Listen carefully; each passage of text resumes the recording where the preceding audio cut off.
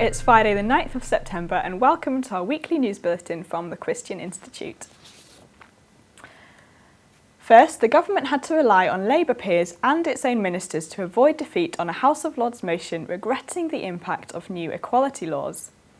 The motion was tabled by Conservative peer Lord Waddington, and in an impassioned speech he expressed regret at the unfair and unjust impact of equality laws on religious believers and the bureaucratic burdens heaped on public bodies. But in the debate, Lord Leicester, a Liberal Democrat peer, described the new regulations as sensible and claimed that there is nothing wrong with the law. Lord Waddington, however, pointed to a long list of injustices suffered by Christians in the name of equality. Remember, my lords, the woman threatened with the sack for being unwilling to perform civil partnership ceremonies, even though she'd worked for the council before civil partnerships were even invented. The nurse suspended for offering to pray for a patient's recovery. The 5-year-old girl reprimanded for discussing her faith at school, and her mother, a worker at the school, investigated for professional misconduct because she asked for her friend's prayers in the matter. The BA employee sent home without pay for wearing a silver cross. My lords, these regulations clearly will do nothing to ensure that people who do not fit into the neat categories prescribed in equality law have their rights protected. Lord Waddington's motion was defeated by 258 to 126 votes, but the government will be concerned that it had to rely on opposition peers to do so. A sex shop licence has been granted for a second time to a shop operating next door to a school uniform store in Truro. The licence has been granted despite opposition from local residents and Truro City Council. Cornwall Council was forced to rehear the application after it unlawfully granted a licence the first time. The rehearing was the result of a successful legal action taken by the Christian Institute and local resident Armorall Carlyon. The Christian Institute's Mike Judge said, "We're obviously disappointed at the result.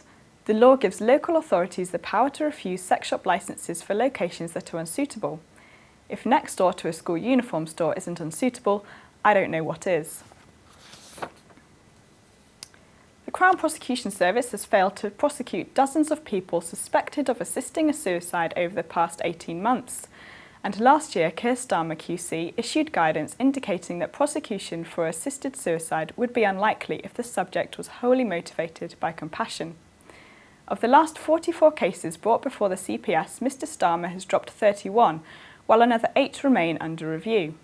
The police withdrew their reports in 5 of the cases.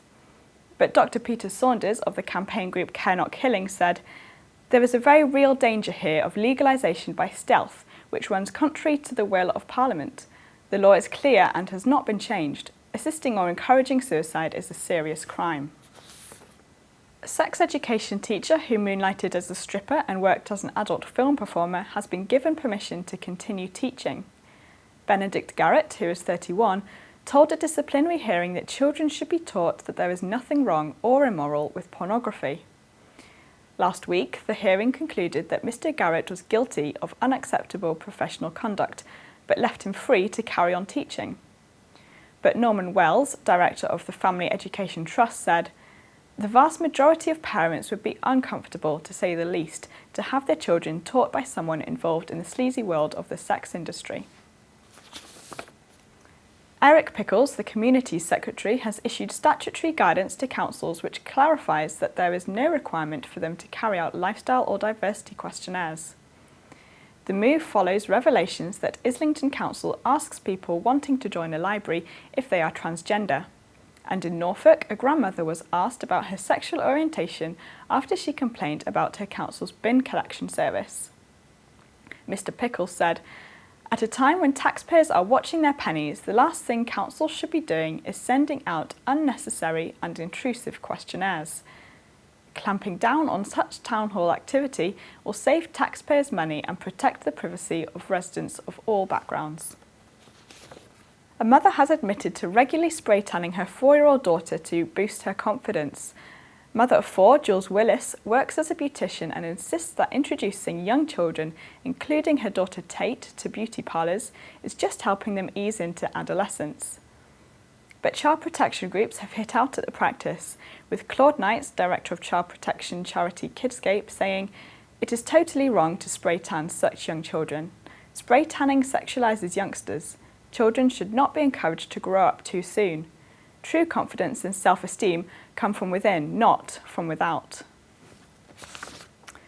Well, that's all for this week. For more information and regular updates on all of our stories, plus much more, visit our website at christian.org.uk. Until next time, goodbye.